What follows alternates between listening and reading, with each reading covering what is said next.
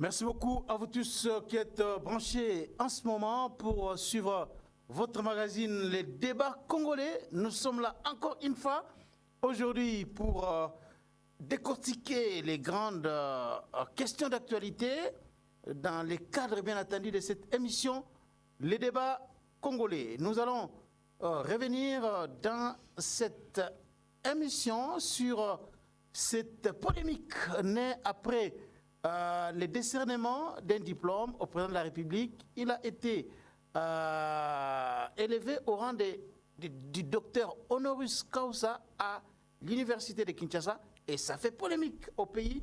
Nous allons parler justement de cette situation. On parlera aussi de cette autre actualité en rapport avec les mesures prises par le président de la République. Le président Tshisekedi a bien entendu pris la décision d'élever l'état de siège dans la province de l'Ituri et du Nord Kivu. Nous allons parler de cette question ici dans cette émission. On parlera aussi, bien entendu, de Wazalendo avec tout ce qu'il y a comme communiqué demandant aux partis en conflit, les Wazalendo et les M23, de finalement cesser les hostilités et se retrouver autour d'une table. Et nous ne manquerons pas aussi de placer un petit mot par rapport à cette polémique qui continue en RDC, polémique liée à la déclaration de Martin Fayulu qualifiant les autres opposants de voleurs patentés et des gens qui n'ont pas la moralité pareille à la sienne. Nous allons dans cette émission placer un mot par rapport à cela.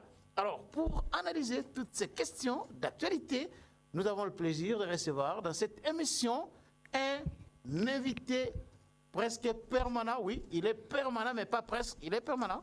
Il s'appelle bien M. Bassanga Fumutoto. Il est président national de l'Idéal Patriote, un parti politique, membre de l'Union Sacrée. Il est géniteur de la troisième voie. Fumutoto est aussi coordonnateur des communicateurs pour la République.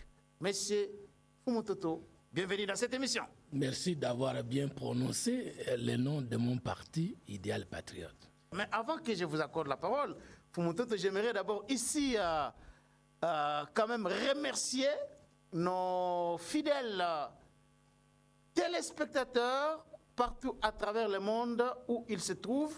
Baza batu oyo ba encourageaka biso makasi balandaka mingi les débats congolais, baza ba fidèle ya les débats congolais. Voilà pourquoi tozana esengo ya ko pesa bango merci mingi na ndenge balandaka biso et puis belepe balingaka Fumutoto eza neti awa na États-Unis tozo pesa mbote na mama Filon Punga azali molandi munene ya émission oh, les débats congolais. Mama Filon Punga oh, azali vice-présidente ya communauté congolaise na Washington avec mobile nae na mboka Washington. Tozali kopesa bango mbote mingi. Merci na ndenge bozali kolanda biso. Pasteur Élisée Pagna na Virginie. Vraiment esengo ezali makasi ya komona ndenge bolandaka les débats congolais. Célestin Bukula et Mika Bukula à Washington. Tozali na esengo ya ko compter bino parmi batu oyo bolandaka biso mingi. Jean-Paul Lungila na Washington na Mama Régine Lungila. Tozali vraiment na esengo makasi ya ko compter bino parmi batu oyo balandaka les débats congolais makasi na mboka Canada na Montréal. Tozali kopesa mbote na apôtre Thierry Tinkola. Apôtre Thierry Tinkola na mwasi na ye Mama Tinkola. Vraiment musala bozali kosala ezali musala moko kitoko makasi avec église Mobimba, église La Promesse. Ezali vraiment ko sepelisa biso ya komona ke bolandaka biso et puis pasteur Fidèle Tinkola bazali ko abattre un très bon travail. Musala Nzambe ezali kokoba malamu mingi na mboka ya Canada. Tolandaka de temps en temps ba activité oyo esalemaka na compte ya église na Akisete. Tolandaka assez souvent toutes les activités de l'église vraiment apôtre Thierry Chinkola, pasteur Fidèle Chinkola, vraiment Nzambe apambola bino tozali na esengo ya komona ke bolanda kabiso na mboka ya France, na mboka France toko pesa pe mbote ko remercier apôtre Paul Mwanga na Paris, apôtre Paul Mwanga na Paris, vraiment esengo ezali makasi ya ko compter yo parmi batu o balanda kabiso na Suisse toko bossa na te Bishop Mathieu Gagnan, Bishop Mathieu Gagnan, vraiment na maman Marceline na Suisse, Marceline Tiombo na Suisse, vraiment esengo ezali makasi ya komona ke bolanda kabiso na uti koloba nazali ko beta sete na pasteur Fidèle Chinkola ya centre Montagne Sainte église Musala Malamu na mboka ya Canada. Donc merci beaucoup na ndenge bolanda kabiso tokobosa na te Gelor Toya na Canada. Vraiment c'est un grand plaisir de te compter parmi batu oyo balanda kabiso et puis honorer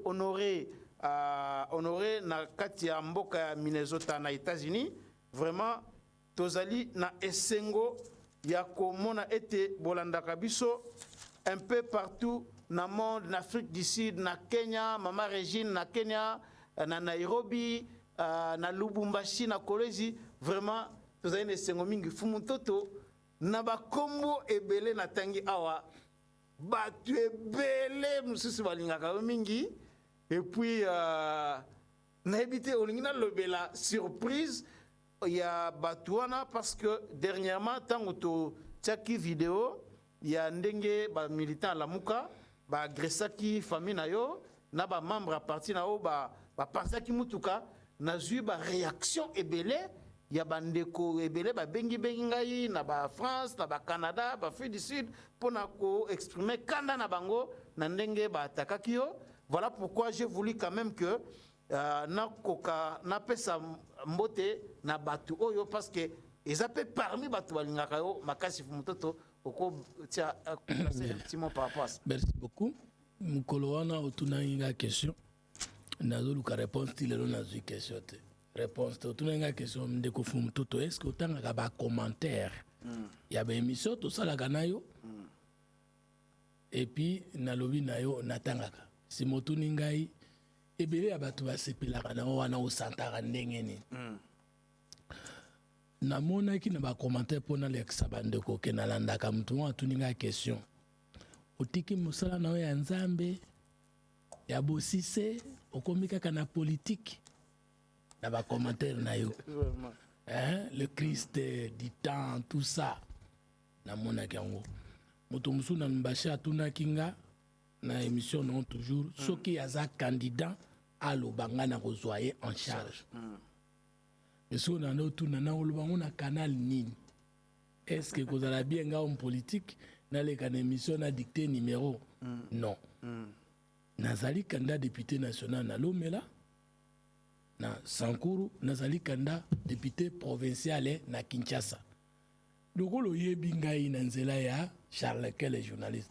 Si vous voulez me contacter, vous me contactez quand vous êtes là, parce que yende a sangisi ngai na bino. Et bon, bah mususu wana lobi surprise, ngana olobate au moins je sais que ndeko moko man mampuya.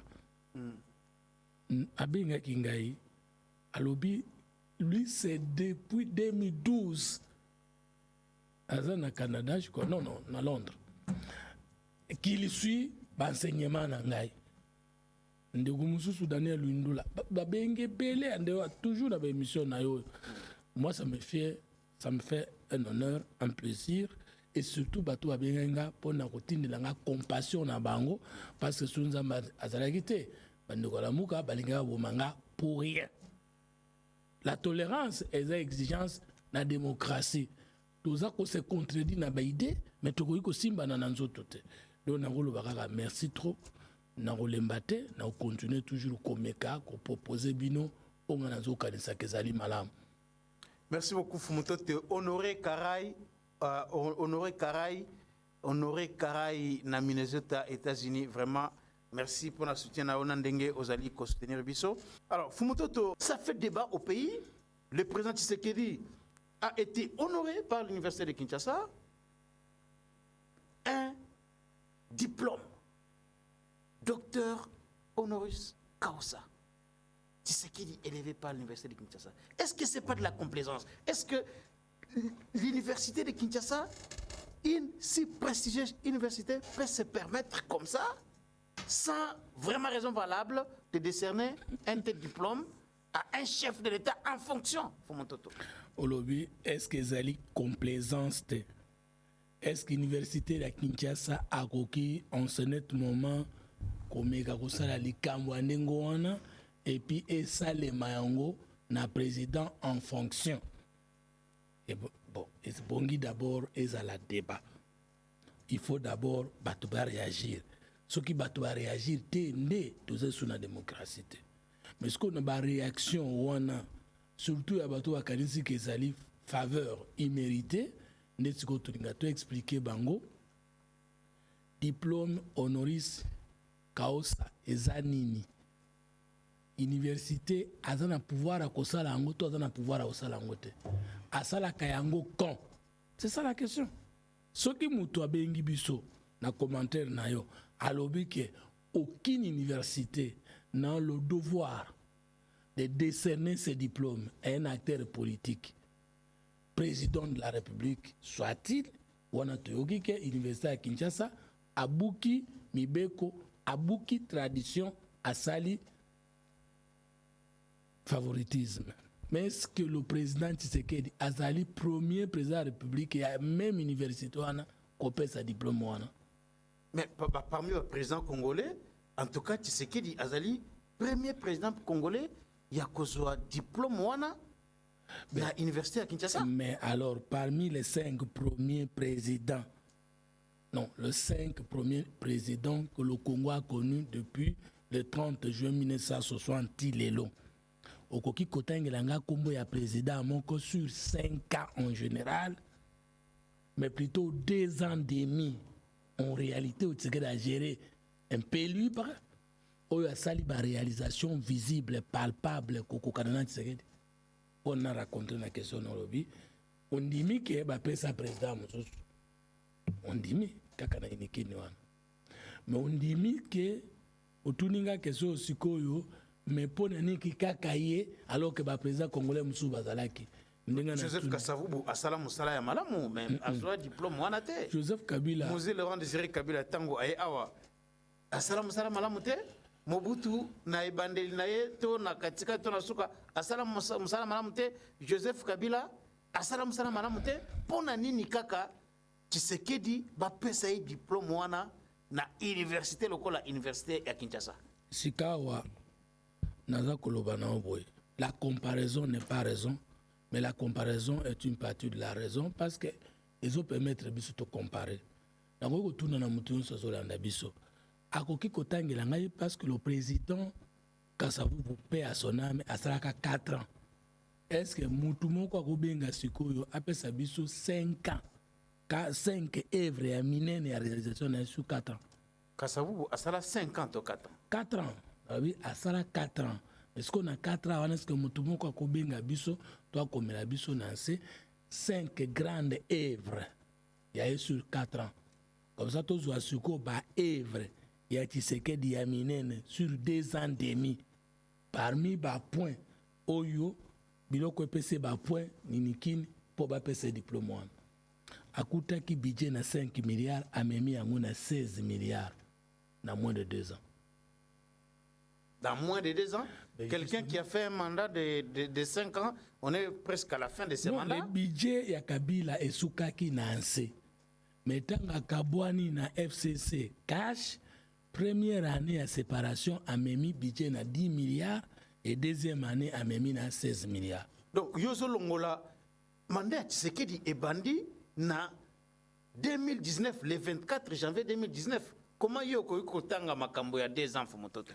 Na lobby mandat en général et que ça la 5 ans pour qu'il y ait un président même en alliance FCC cash mais à ganga qui ba bloqué ngai pona sala musala te parce que surtout Kaboli 2 ans wasala ki na FCC cash na 2 ans ya sali union sacrée to komona ke ba réalisation ya 2 ans après divorce avec FCC eze belé koleka blocage on entend elongwe moi mboka fungwami alakisi kezalaki vraiment blocage.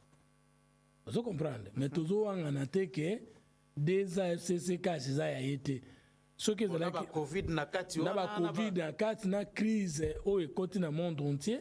Pour ce que ça qui 2 ans na été mbetobi que mandat na nécessité. Mais pour les autres une élection le 23 décembre. Parce que les 5 ans sont déjà consommés mais congolais sincères nous so koyeba que tant tangi biso teke di 5 ans to koloba 5 ans qui divisé par 2 premières années il y a blocage. Deuxième année, on a libéré parce que l'alliance peut avoir une union sacrée qui peut faciliter la composition. Il y a un truc qui est tout bundambalo, tout une majorité parlementaire confortable, tout a sanguissa la majorité présidentielle, ou la écrasante de Tokoken. Alors, tout le monde a une question, l'université à Kinshasa Azanani. L'université à Kinshasa a un service public, un établissement public. Université ezale makana nini ba problème eza na société nde université ekei kozala esika tosangi tokende somba mayele po ya kosala nini ko traiter société. Université sengeli ezala témoin to lampe ya société nde bapesa ye pe mission na ya kokumisa bato oyo bauta na ye to te me na domaine songolo pakala bakosala musala malamu yonde lokolo za na miso komona koleka yondo za na matoi ya koyoka koleka yondo za na munoko ya koyoka koleka parce que na ndenge to vandi boye mutu aleki université na mayela en tant qu'individu azate. Alors université ba pese musa kozala lampe ya kozala témoin ya kotatola na ba domaine nyonso ya vie nani aza ko exceller na musala na ye nde mutu wana kozala musicien natangi kesere emenea mutu wana kozala politicien mutu wana kozala écrivain université ko benga lobi ya biso université musala topesaka ya docteur ya respect ya reconnaissance ya mérite na ba valeur itopesio. Mais Fumototo na kati ya ba raison oyo ba pesi université ya Kinshasa apesi pona ko décerner mokonzi mboka diplôme wana batangi entre autres kotanga makambo mususu mais batangi nanu likambo ya changement ya majorité na parlement. Est-ce que wana vraiment ezali exploit oyo université lokola oya Kinshasa akoki ko retenir yango parmi ba motif oyo esali ke ba décerner président titre wana honorifique na jury wana tango balingi bapesa prix wana mérite wana reconnaissance wana na un acteur politique elingi koloba bakovandisa bato basali science sociale politique et administrative po bakomba ma doctrine au regard des faits politiques oyo Tshisekedi akomérite diplôme wana bakotuna bango ndenge nini esalemaka mpo na changement ya majorité et conséquence nini ekosalema soki intelligence politique ya malamu ezali te esalemaki mpo na nini parce que il y a eu tentative ya blocage institutionnel oyo wapi tentative ezalaki visible nakolongola même tentative détermination de blocage institutionnel. Vous rappelez que Janine Mabunda alors président de l'Assemblée nationale alobana bape sa président constitution ya bikotanga ngote bon président de la République garant du bon fonctionnement des institutions de la République a télémé nani de Alexis Tambemoma a télémé là visiblement président de l'Assemblée président de l'Assemblée nationale a télémé visiblement. Qu'est-ce qui est arrivé au Congo? Et s'il y avait blocage institutionnel, et qu'est-ce qui est arrivé? Est-ce que gratuité n'est pas monana? Donc, on y a un juriste, un grand professeur, il y a droit, il y a l'université à Kinshasa, il y a un politologue, bangonde, travailler pour retenir les locaux. C'est pour les faits politiques et la raison politique a produit quelle valeur pour le pays? N'était ce qu'on parle parce que diplôme on a pas discerné te muto sisi thèse neni kinité bako discerné te le professeur to docteur en droit to en sciences politiques te yo na musano journaliste batali au regard de la raison, ba fait mérite na yo, parcours na yo, on mis changement dans la société. Parce que l'université a été inventée pour amener des valeurs et des biens pour la société. Maintenant, l'université trouve qu'en dehors d'elle, il y a quelqu'un qui fait les biens. Et l'université a la charge de les témoigner comme yenda yebi makambo. Mais mérite nini esalina changement ya majorité. Il y a quel mérite ici? Mérite l'ingoloba nini. Batebele bana okanisa kendenge Félix Tshisekedi abongolaka majorité wana aviolaka constitution.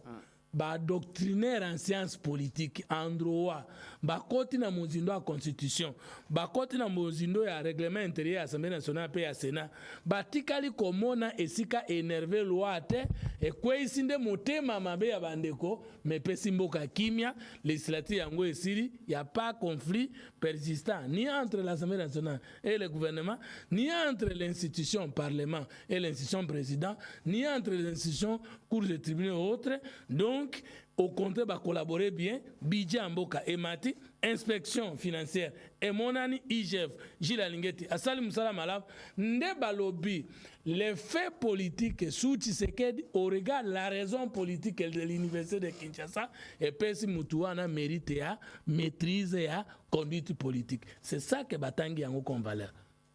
Alors, Fumototo, parce que je n'ai pas de il y a FCC. Bazali un peu déçu. Il y a comment l'université de Kinshasa a cautionné et loko ya ndenge wana accord moko ezalaki entre famille politique mi balé FCC na cash raccord wana ba respecter yango te et puis ba député mususu ba longwe na parti na bango ba koti na famille politique mususu ba bazomona ngo lokola immoralité moko politique mais Université à Kinshasa, andimi ko retenir yango. Non, problème est allé au boya na yo. Mais différence entre science, na politique, na fait zanin, na sentiment zanin. La science c'est la rationalité, la cohérence, la raison. On a ce exemple. Article 78, il y a conçu lobby. Le président de la République nomme le premier ministre au sein de la majorité parlementaire. Si celle-ci n'est pas, il confie une mission à une personnalité politique pour identifier la coalition de laquelle il va nommer le Premier ministre. Mais lorsque on a nommé le Premier ministre Ilunga Ilunkamba via un accord coalition FCC-CACH et viola l'article 78 de la Constitution, parce qu'après les élections de 2018, aucun parti, aucun regroupement n'a à lui seul gagné la majorité parlementaire de laquelle le chef de l'État devait nommer le Premier ministre. Bon, tout na FCC, entre qu'on violer l'accord qui viole la Constitution et ramener la violation, et faire la violation de cet accord et ramener les gens à l'ordre constitutionnel, qu'est-ce qui est mieux au regard des Sciences Po. Maintenant, ce va tout ni politologue. Nous sommes dans un état de droit. Une violation d'un accord ou bien la suppression d'un accord qui ramène au respect de l'ordre constitutionnel est une antivaleur à l'université? Non. Yangwana Université Kinshasa. C'est pourquoi nous avons dit que na ba point nyonso ba kumisaki ye. Ba benga kina no ba doctrinaire, ya domaine wana, ya fait wana, ba se prononcer pour que comme talinga cha tembe communicateur il y a une université à Koya Kolakso que biso en tant que sommité scientifique dès que tu statues ne loko voici les vérités historiques. Donc les années sikoyo débat est clos par rapport à Likamboyo. Mais parce que ça jury me statue qui na jury etali par exemple tombe lobi ba pesa un mérite à passage de 5 milliards de dollars à 16 milliards. Ba ko benga banani bato basali économie politique économie publique bako tout na bango ba expert na budget et ça les makandenge nini bako yebsa bango il y a eu équilibre de recettes en amont et en aval. Non seulement qu'il y a eu accroissement à grande échelle à budget, mais il y a eu le taux de prétention et le taux de mobilisation et ça les libère. C'est comme ça qu'on dit qu'il mérite. Ce n'est pas que jury est statué car c'est un organe scientifique de félicitations, ils ont un organe sentimental. Et puis, tant que va PC va mérite, va tangi va fait. ngana ningaki siko yo landa fe na fe ola na la kiso ke tala oyo eza fakito to musali. Par exemple to ba lobby mérite ya ko changer ba relation à bon voisinage. C'est que des lobbies au lieu to tonga ba mire to tonga ne ba pont. Nous sommes des frères. Il est temps de penser à une autre Afrique. To sangana ne to kende liboso. Mais yé mutoye na sima malaki si bato yaki liboso na yeke bo humilier Afrique. La diplomatie humanitaire. Ce qu'on va kobenga banani place wana bato basai relations internationales batala système diplomatique ezalaki liboso ava tsekede aya ndenge kendeki na mboka na oye alingi.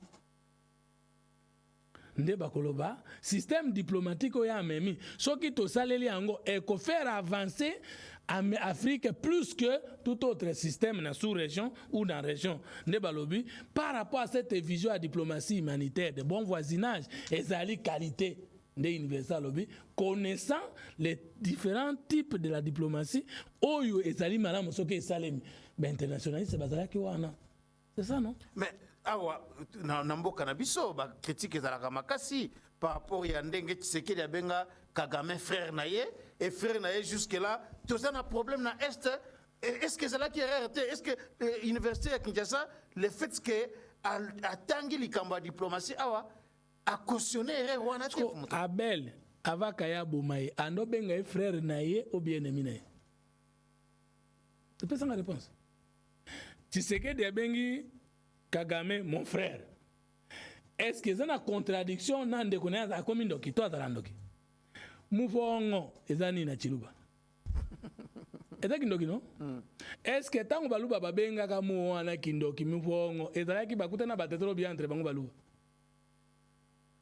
C'est ça. Tant que tu na diplomate, ou bien tu as relations internationales. Diplomatie ezani définition. La diplomatie est une maison d'armes où les États amis se blessent en blaguant. Est-ce que les États ou la diplomatie va ennemi ou bien amis? C'est ça le problème. Si autant que tu as dit Kagame frère, alors qui n'est au lieu de continuer bitumba, yo loba ni nolingozo na Congo, ngana pesa yo loba, ngana loba na ni nolingo pesa ngana Rwanda, na lingi na Rwanda pesa ngai, to échanger en autrement au lieu de passer par la guerre en outua. Basuka kaka na benga Kagame ndeko pona ni ba développer ka sans enseigner à lobelaki. Mais est-ce que akendaki na ngonengo na meto suki wapi to siko na kosuka wapi nani abimizoba Tshisekedi na la kisike ndoki na kwen oyo ezaye Kagame peuple rwandais te meye na gouvernement nae mokili mobimba pe beleli mokili mobimba pe endimami Kagame lelo atepi mabenini asalaki. Autre chose. Mais Tshisekedi, comme président de la République, est le premier diplomate de la République. Tout discours chef de l'État en dehors de ses frontières est diplomatique. Et discours diplomatique, ça veut dire au Congo, on a l'opposé, mais faut n'engueuser le comme sous. Et je vais prendre l'exemple de la Bible. Paul dit ceci de Tars. Avec les Juifs, je me suis fait juif. Avec ceux qui sont sous la loi, je me suis comporté comme sous la loi, bien que n'étant plus sous la loi de Dieu, mais sous la loi de Christ, pour gagner tout le monde. Est-ce que la diplomatie, ce que nous avons dit, nous avons ce que nous avons dit, nous avons dit, atala motema nae kaka yenda atatoli ke ndeko na biso za motema mbambe. Est-ce que c'est contradictoire? Alors, likamususu tomoni Tshisekedi kokende sur le plan diplomatique les loba EAC bazana mboka tomoni États-Unis ndenge azwa ba sanctions mais ba relever point moko awa na kati ya ba motif oyo esali ke ba pesa Tshisekedi diplôme batangi pe lutte contre la corruption Fumototo. Lutte contre la corruption ezali avant est-ce que corruption ici na kati ya mboka ya Congo pour que batange loko ya ndenge wana na kati ya ba motif? Mais yo moko zo comprendre te avant zale sila e bandaka na kosala musala ko si sanzala siko yoko ya ko kumisa nzale sili sango kumisa musalo babandaki nango po nzale sila. On félicite la lutte contre la corruption. qui non seulement qui déclaré, mais qui apportait des fruits, bango balobi, lutte contre la corruption et aussi des sanctions. Et je vais vous rappeler que IGF qui créé depuis 1985, si j'ai bonne mémoire. 89, 87. 87. Inspection générale des finances. Service rattaché à la présidence. Ce qui est rattaché au ministère des Finances, est commis dans le ministère de la présidence. Pour nous rattacher à ministère de la présidence, c'est-à-dire que Mukambi Amboka moto dans la poste à Misulamboka qui demande pour résoudre les kama Amboka amona kanenge zoleka. IGF wana, Gilles Lingeti, inspecteur nyonso amayele bazalaki. Pour nini yo kanate etangamate. Il fallait que de akoma etangama eyokama pe mwana mboka Gilles Lingeti ya sala impulsion à munene de le commis ba français ba kokumi samabe ba américain ba kokumi samabe mokili mobimba Jeune Afrique publié mabe en faveur de quoi, de cette lutte là. Deux, oyebi ke na mboka oyo Kabila géré en sans coup de compte. Comment pouvez-vous dégager les finances publiques, l'argent de l'État, en tuant la Cour des comptes? Mais même Moulumba qui présente la Cour des comptes. En tout cas, Ngaï n'a mon Cour des comptes installé dans Félix Sekediao. Ce qui est mon acquitté, Nga n'a mon yango. Deux, oyebi que IGF a l'équipe Cour des comptes Nantina. Ata au télémisi Cour des comptes. Mais ce qui IGF fait ça la musala malamute. Cour des comptes aussi de l'autre côté. Mais Fumoto Makambozo lo ba lutte contre la corruption et banda les lotés. Tout le monde mboka oyo natango Kabila zaki na pouvoir. Il y a eu beaucoup de séminaires pour lutter contre la corruption. Matata même avait organisé une grande activité sur séminaire sur le coulage des recettes.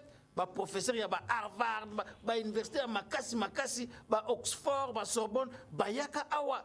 Deux soins qui na kati ya politique à lutte contre la corruption. Moi ce qu'on va que jury avant ba commissaire ba benga ki ba professeur économie, ba professeur à sciences politiques, ba histoire à politique na ba professeur aussi acteur politique ba na kati. Ba tout na bango. Do pesa na obiso état de la lutte contre la corruption na tanga Mobutu. Aloba kini ni tango za na mino bukandika. Bo pesa biso état de corruption na tango ya musée. IGF Koufaki, bien sûr. Et puis, coup de compte, ça l'a quitté, mais en aucun cas, le ministre n'a pas de ministre. Bon, ça biso était à lutte, Nathan Joseph Kabila. Ah, mais directeur de cabinet a détourné 32 millions de dollars à SNEL et que Nandengo a tué Mutuna Makolo. On a solo bana bouchap. Nenga Nathan Komba Mutute. Yobo, Opexanga Nathan Abakomba Bato. Alors, maintenant, Bayoko Tuna. Quel est l'état de l'inspection générale des finances et de Gilles Lingeti avant l'arrivée de Tshisekedi au pouvoir? Batali qui est comme le Romo Boye, comme il faut que la République Batala qui est fonctionné. Mais quel est l'état de cette même institution? Parce que nous avons tout le monde qui IGF n'a coup de compte parce que coup de compte ça l'andengeni, coup de compte l'ingoloba, bon on se rappelle que l'État aussi géré. À la fin de l'exercice, des coups de compte au tournayo, n'ambon ozoa qui la qui sabi sondengélekaki. Or, IGF fait ça la trois contrôles. Patrouille financière, avant de dégager un bon, au bimisa yango, IGF fait ça na zotala. Après contrôle a priori yangoana, ensuite contrôle concomitant. Tango yo ozo gérer au tchelo kolo ya tchelo kolo. Eza ko gestion te inspection générale des finances la libre ya koloba, un mois mon bibana rota na no ndenge ozo gérer chaîne na yo awa so biza ya l'état. Pour natala ndengo zo kenango et puis akoya pe kosala contrôle a posteriori, c'est-à-dire contrôle yo et zo sale mambongo so dépensaki et c'est là qui ndenge coup de compte à zo sale Félix Sekedi aye conséquences zanine oyebi inspecteur général enseignement primaire yokona biso jamba kota boloko abima kota pona nini zana boloko. Et que c'est ça veut dire non seulement qu'à clasher l'Itoana, mais aussi que la haute personnalité et un régime, où là qui jadis intouchable, bah koti boloko. Pe bah mususu, bah ancien ministre, bah ministre, bah zongi simbongo. Pe mutunyo soit vu le loke, Gilles Lingeti zana mkongo nae, inspection tala dépassement budgétaire o ezala ki pa na biso lokola vie mais le secrétariat général il y a gouvernement le service ebele ça dépassement mokonzi mboka lobaki bolandela yango et ce que utukuna ba sanction exemplaire kozala donc lit on a déclenché avec des faits reconnus et bimi malam ezokende malam nde bango balobi o ezali loko ya kokumisa. Alors fumututo likambo mususu ezali par rapport ya réforme dans le secteur de l'éducation, gratuité, enseignement, et maternité, malgré que dans l'école est belle, bana bakotanga bazovanda na se, baba ezate, université de Kinshasa a retenir quand même fumututo. Non mais université de Kinshasa tango ayoki likambo ya gratuité et enseignement. Même gratuité à maternité, université existe avant de wana pona nini. Pour mon amuta comme étudiant, il faut papa na maman botela mutuwa. C'est lui qui devient étudiant de l'Inikine.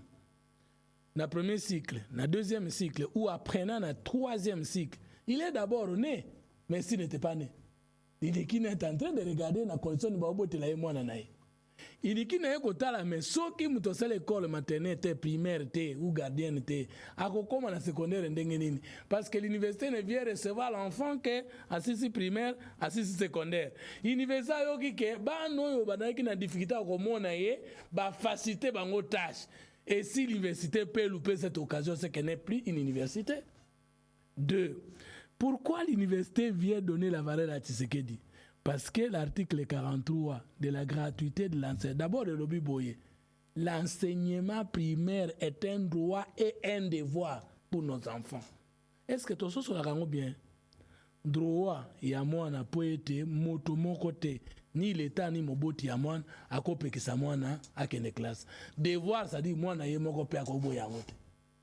Et puis le lobby pour que droit na devoir en écoute en faveur de l'enfant congolais de l'âge de scolarité primaire et c'est de la gratuit mais là qui sommeiller et là qui na frigo le président Tshisekedi a eu l'audace, j'ai dit bien l'audace ya kolobe ko salem et même biso sur personne n'a cru ça le kola utu kolancer que sur une deuxième mandat na ko pesa gratuité enseignement secondaire.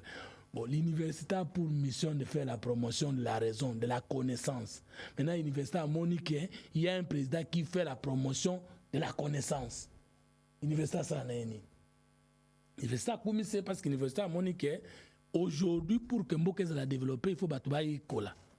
Alors ils ont réagi Robi mais l'université bana bazo tanga na c'était na sous na politique sociale à chef de l'État dans domaine et enseignement primaire et ça na 3 politiques sociales accès, gratuité et qualité. Et ça 3 politiques. N'était pas batoyer bien côté.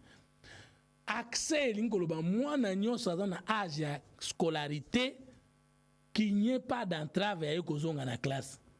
De 0 à 6 millions d'enfants au bazongi na classe. De 0 de ici sous l'impulsion du chef de l'État plus de 6 millions d'enfants accès. Ce qui peut que kuna na ENAFEP mais on ENAFEP oh ya école secondaire okokuta to ya bana basi augmenté en conséquence mariage précoce et kozala lisusu mingi te ndenge ezalaki liboso c'est que beaucoup de gens ne connaissent pas et ne comprennent pas wana eza sous section accès. Deuxième politique sociale ezali gratuité comme tous les enfants ont accès bakoki ko futisa bango te et parce que bana bakozala ebele ba école ekozala muke baba ekozala muke ba enseignant bakozala muke d'où troisième politique sociale à Tshisekedi na place où on ezali qualité et qualité ça veut dire création d'abord de nouvelles écoles, paiement, mécanisation des écoles et paiement des nouveaux enseignants ou babengaki non payés NP na nouvelle unité NU. Aujourd'hui, plus de 16 000 enseignants au Totofouti. Au Yoko création de nouvelles écoles. D'abord, le président Tshisekedi a sali miracle au Yoko ndi matin dans le domaine où on a en connaissance. Depuis 1960 jusqu'à l'arrivée de Tshisekedi, il y a 41 000 écoles mécanisées payées. Mais il y avait d'autres écoles qui existaient, mais qui étaient mécanisées, mais qui n'étaient pas payées, et d'autres qui n'étaient ni mécanisées ni payées. Dans moins de 2 ans, à Longoli biso na 41 000 écoles mécanisées payées, na 65 000 écoles mécanisées payées. Il faut pas comprendre la différence. Wana ko compter était dans nos programmes PDL 145. N'était ce pas comprendre. Programme 145 territoires. C'est-à-dire que y a une carte dans l'école. Mais tant que tu as 41 000 écoles, à 65 000 écoles, tu tiens à noter que l'école a créé un compte à programme PDL 145. Papa. Tokoki koboya na biso tsekeri po avandi sika biso tungeto vanda. Tokoki koboya na biso tsekeri po etaloba munoko moko te ya mboka lokola biso. Tokoki koboya na biso tsekeri te po tokoboya ye po akozwa deuxième mandat biso tungeto zwa yango. Tokoki koboya ye po asa no meba to musuna na no menga ite. Mais au tsekeri asali na enseignement depuis 1960 mutu moko te alota atandoto. Mutu moko te. Mais je te dis, mais je suis en train de donner des données chiffrées. Zwaka sikoyo oya kosala na parce que yo tuningai na qualité enseignant bana musu avani na ba. Mais en vertu de quoi? Mais c'est là. Mais c'est là. En vertu de quoi article 42 le qui gratuité de l'enseignement, c'est-à-dire accès aussi de tous nos enfants à l'âge de scolarité pour tous. Yo linga ki bana na bavana na ba bien, bana baninga baza la chômer na ndako. Il a fallu kaka na même mauvaise condition. Oh ba musu bazotanga biso ndato koma na classe. Est-ce que bana bazotanga na ba condition mabe wana bakoki atanga tana moi moi école moka mandala akoko mabe mutu na vifu mutu. Mais justement bon ngai na tanga na école mandala te. Naza mutu na vite. Naza mutu na vite mais alors tala. Tu kokota na programme pas une seule école sans un seul bas. Tu distribuer baba combien? Tu as un programme PDL, tu crées une école classique. Depuis avant ce que d'ailleurs, l'État congolais n'a jamais créé de nouvelles universités comme maintenant. Des nouvelles universités? Des nouvelles universités. Qu'est-ce que des nouvelles universités. Tu as une université qui kobongisa. Kende la université à Kala, université à Kin, et une Kin, autant de ce que la bongisa. Et ko kamusa yo. Ah, voilà. Qu'est-ce que vous appelez qualité de l'enseignement? Qualité de l'enseignement. Ni peine aussi. Qualité d'enseignement, ezanini. Ezali ko bakisa ba enseignant ebele, ko bakisa ba école ebele, ko tonga baba ebele. C'est ce qu'il est en train de faire. Là, on a vu l'université de Mbujima, l'université de Kananga, de Bunia. Non, s'il vous plaît. Alors, mais yo ke kambo mo sikabo epona nini. Bongo hôtel na 16e mairie na institut Lombate. Pourquoi tu yoke ndika musika ndenge nini? Otali EPCD 1 et 1, EPCD 2, EP likabo. Otali yango na commune en série, sika to ngana maboke, botu na kape botala ba école ngeza na semana. Otala qualité. Qualité à baba, autant la qualité à basale. C'est ça le problème. Alors, bino bokanisa kindeke, tant que tu as gratuité de l'enseignement, to koti kabana bakangama na basale tete. La gratuité c'était répondre à un point. Deuxième, c'était répondre au problème de l'accès. Et cet accès, et moi nazana koko so kofutate et la qualité na bi que ça 3 politiques sociales. L'accès, la gratuité et la qualité. Et les chefs de l'État tentaient de cheminer avec ça bonnement. Très bien. Vous avez déjà parlé de ça. Maintenant, on passe à un autre sujet, Fumutoto, l'état de siège. Finalement, le président de la République, à la grande surprise de tout le monde... C'est l'université à Kinshasa. Ok. Alors, et là, nous Congolais, ce qu'on va comprendre, que l'université à Kinshasa, c'est que diplôme honoris causa. Et ça a une mission pédagogique de préparer les gens à se distinguer en bien pour le pays. Dès que Babengi au président en exercice, Bapé si au diplôme ouana. Ça veut dire diplôme ouana bandi ko contrôle pour na kolobanayo plus question d'antivaleur na régime na. Pour diplôme ouana et ko ki kozalate, Bapé si on a mbulo oyo keza diplôme à qualité, après on se distinguer lobby comme un mauvais gestionnaire. Ces diplômes-là enseignent, limitent et encouragent pour le bien. Et l'université a droit de préparer les gens pédagogiquement dans ces pays à bien gérer.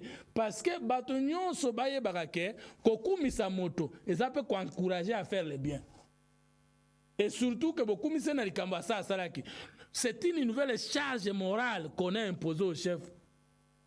Si Dieu lui fera jamais grâce de devenir un deuxième mandat avec nous, vous allez voir que ce diplôme va peser sur lui. Est-ce que va préparer campagne il y a un diplôme? Non, diplôme on a va préparer campagne, va préparer campagne. Moi, un discours à s'appelle Batou. Parce que l'université à Kinshasa, c'est pas n'importe quelle université. Non, mais université en Israël, on a vu aussi Tshisekedi. Yo moko. Na ninga kina na répondre yo kimi so le kili bosso. Soko Israël pèse la qui faveur. Diplôme wana etikali ko inventer qualité moko te na Tshisekedi. Diplôme wana ezali ko lobande ba qualité amoni epa ya mwana mboka Félix Tshisekedi Antoine Tshilombo. Tout ce qu'on a cité, bayebisa biso loko moko batangeli e kasali wa sala kité. Et ça diplôme moko te ba pesa pour le futur ya makambo ko sala. Diplôme wana ba pesa na makambo uti ko sala makambo zo sala po etoko ba ko sala yango. Nete so comprendre. Ngai mkonini ba ko pesa nga diplôme honoris causa ya communicateur ya télévision à tous les jours. Alors, Fumodoto. Merci beaucoup, Fumodoto. Alors, Tshisekedi, le président de la République, a pris une décision, à la grande surprise de tout le monde, pour un allègement des mesures restrictives de liberté dans les zones qui étaient sous état de siège, dans les provinces, notamment l'Ituri et le Nord Kivu. Est-ce que cela se justifie aujourd'hui? Après autant de forums qu'on a connus, des gens se sont réunis pour réfléchir sur la levée ou non de l'état de siège. Finalement, le président Tshisekedi a pris cette décision. La guerre n'est pas finie. Il y a les Wazalendo qui continuent là-bas. Il y a les M23. Mais il y a aussi les Codes en Ituri, au Nord Kivu. La guerre continue. Mais le président décide quand même d'alléger ces régimes de l'état de siège. Mais il faut comprendre le chef de l'État, Félix Tshisekedi, a décrété mesures wana quand tant à kuti que insécurité za kusakana te na Estamboka. Le 3 mai 2021. Merci. Aye kolongola yango quand. Et vous va comprendre l'analyse. Tant à kei diplomatie pas d'abord tout qu'une diplomatie. À quel on a contrôlé effectif. Il y a armée n'est à kuti pléthore moko inutile à Longoli. De à kuti ba infiltré na armée. Il faut tout l'anda kayende ngazokin. À kuti ba infiltré ba généraux ba nini ba uteki na brassage mixage. Libanda ba musuna boloko nde tolo bao. À purifier kuna. Aye kotala likamba ezali embargo ezali. Même ceux qui na longoli ba infiltré nyonso tant que biso dans le pouvoir au somba minduki te et ko simba te akena diplomatie papa azui levé ya embargo azongi liso ko tala ata embargo lobi longwe mais régime de notification pour l'achat des armes et autres équipements militaires et ça fait embargo autrement qui ne dit pas son nom au somba munduki avant au somba problème au somba yango problème OK ko beta yango faut ya pe ko justifier au beta yango ndeni problème. Alande yango pe apikoli yango. Aye kotala mais problème est un effectif et armé. Il faut recruter. À recruter 40 000 hommes. Oh batubaye bake pona kosomba munduki desike somba makana kotanga te te koma esana oka 45 jours. Or pour nous former muntuli recruter mabenga likiri pour akoma soda ceux qui formation accélérée 3-4 mois mutokobeta ne munduki bien. Mais votre asko bokalike badat. Mukoloni ni embargo silaki, mukoloni recrutement 40 000 jeunes. Ils m'ont comme toloba et plutôt vérifier ça vrai. Et après nasimanango le président Tshisekedi demande à la MONUSCO ya kokende mango na mboka nae. Pour la restriction ça événement kenda kambango. A combien na tribunal des Nations Unies na ko négocier jamais na M23. Asisi na koloba kuna te wazalendo abandi ko landela M23 abandi ko pakata. Bon c'est quoi yo mu pesa de. Maintenant altali siko maintenant toutes ces conditions réunies je peux lever maintenant l'état de siège. Vous comprenez que ça suite logique. Malgré Bitumba ezali ko continuer na ba M23 na ba wazalendo lelo curieusement armée à côté Makambote atikeli ba wazalendo babeta M23 bazana trouble eza nini futoto hein ngaite molimo bakoko oh mais siko omoni Félix Tshisekedi bino ba congolais bo mano luka tozwa bana mboka yoko esi mutu lokolanga fu mutoto boy ministre de la défense ministre de la communication au porte-parole chef de l'état onan na kotraire Congo nano ndenge nini problème de banoko zanga 100% congolais tande to kufela kotanga likama di père et la mère. C'est quoi nous comprendre était on est en train d'humilier le gouvernement de la République na kozwe la kaye ba envoyer à Rwanda comme ba congolais ba kena ko négocier avec le gouvernement. Maintenant on va prendre les envoyés du Rwanda qui doivent négocier avec les Wazalendo. Gouvernement est bien makamoté. Na oki malam biete sikana olobi moni liboso de la kinini Rwanda azo créer ba rebelle na ye agresseur naïe, M23, CNDP, tout ça. Après, c'est le gouvernement négocier les problèmes politiques, trouver des réponses là-bas. Maintenant, on imite tout un gouvernement qui vient négocier avec les étrangers sous couvert rébellion. Et le gouvernement vient, dès que Baza 20, pour négocier na 15, Batiki 5 Ndibanda. Dès que vous payez misala na 5 wana, brassage, mixage, bakoti na entreprise, bakoti viembo sokuna wabi pas question, bakoti na institution sous-souté. Bien bati kuna wabi pas question, bakoti sous na institution te. Gouvernement lobi OK. Ngai pe na ko négocier sous na bangote parce que zande ba envoyer à Kagame. N'était se comprendre. Maintenant, total aboye, wazalendo abimi, Colombo kabandi ko bengana munguna eza gouvernement. Maintenant, s'il y a négociation, le gouvernement congolais sera au-dessus. On va prendre wazalendo Colombo ka na agresser ba négocier parce que bakota kana est. Wazalendo nda yebi ko za congolais te, o za congolais te na nzela est. So il faut négocier wazalendo nda ko yebisa biso na ko négocier na ote, c'est rwandais. N'était se comprendre méthode wana. Alors, ezanza mete. Gouvernement va touter des civils congolais natifs du Congo bao pakata bao landambango ba agresseur ya Congo. C'est quoi le gouvernement? Donc gouvernement eza mambo zalendo tali gouvernement. Oh mais gouvernement c'est là qui déjà accord à cesser les faits yazo bundate. Bana mboka yazo respecter na accord ya vandi na bana mboka ne balobi Kagame akosana wazalendo. Mais parce que Kagame sikotanga otinda bato ne basona wazalendo wazalendo yebi bato wana ke bazala bato ya Congo te. Biso awangana kisana na koyeba bango ndeni. Wazalendo na yo oza munyakiri yo oza munyarendo yo alepa na bino. Maintenant que la communauté internationale vienne faire la réconciliation entre les Colombo Kawazalendo et les agresseurs rwandais. Alors, Fumoto, tu as commis vraiment na soka ya émission.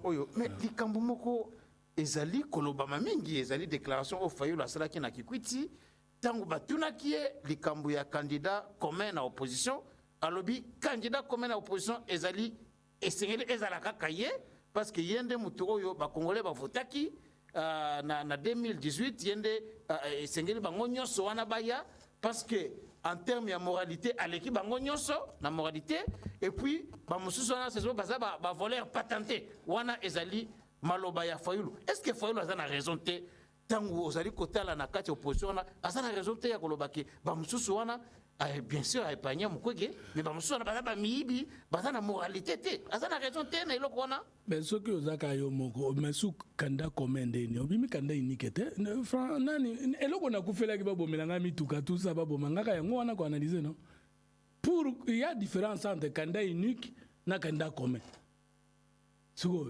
kanda commun ngoloba batebele basape na prétention wana mais entre bango pour une raison pour une autre raison bandimi ke ezala yo ya bango nyonso ne kanda commun non sikoyo ye azande kanda unique parce que azaka ye moko mais lobi kanda commun opposition zande ye on monte que promo français à place wana non lui ba yesi maraye parce que mais azaka commun était azande unique kasi parce que tango même tango nzamba sengaka Abraham fils unique Isaac mazaka pena Ismaël moi n'a pas avec. Mais est-ce que sur le plan de la moralité est-ce que batumsu soit en opposition ba yibate ba voleur patenté ndenge Fayulu alobi est-ce que okola mukaka na tongo boyo benga moninga moyibi obia il faut prouver na bato bazalaki ba premier ministre en élection toujours kende Tozalina Ndeko Matata, il est poursuivi parce qu'il est reproché, il lui est reproché des choses. Détournement, consort, tout ça. Fayoulou a raison à prendre. Mais c'est quoi, Adolphe Mouzitu, il est poursuivi pour avoir fait quoi? Avec le premier ministre, ce n'est pas honnête. Il y a des dossiers. Moïse Katumbi, il est mauvais gestionnaire. Mais n'a pas si Mouzitu témoin, mais on l'a poursuivi. Ce qui te poursuivre va tourner pour Nakubanga Bango. Qu'est-ce que Matata représente comme poids politique pour le Mouzitu? Pourquoi on ne poursuit pas Mouzitu? Ce qui est mauvais gestionnaire. C'est ça le problème. Qui vous a dit dans ce pays que tout le monde qui a géré sous Mobutu a volé? C'est faux. Moi, je connais Ife Famanji. Il a été 3 fois ministre. À Loba Nabiso Kembongo a été. À Koufa Tikanda ko inachevé na Rigini. Le professeur Lunda Bololo avait démissionné ici. Il est je crois pas aux Bandal.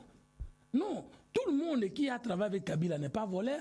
Tout le monde qui a travaillé avec qui, Tshisekedi père, n'a-t-il pas travaillé avec Mobutu? Bapé Sabiso preuve qu'il y a Iba. N'a-t-il pas combattu la gestion de Mobutu? Sur le plan moralité, est-ce que moralité nini Fayoulou Aleki Mouzitu? Et puis, tango ya azala ki na bango, tango bapé ça qui est pour azala le meilleur perdant des élections de 2018. Afinga bango mibe. Ayeko finga bango de voler patenté quand Natanga tikali yemoko la muka yemoko allez au moins ils se rendre compte que pour azala ki na une élection de 2018 et azala ki pour na yete akombi loba totala une élection yo Fayoulou seul s'il va encore avoir le poids politique qu'il a eu en 2018. Je doute fort quand on attend 3e. Émission Oyo et Sili, cette émission est terminée. Fumototo. Ah, surprise, boy. Merci beaucoup. C'est moi qui vous remercie. Répondre à l'invitation à Bisso. Merci pour la qualité de la question. Merci. C'est moi qui vous remercie.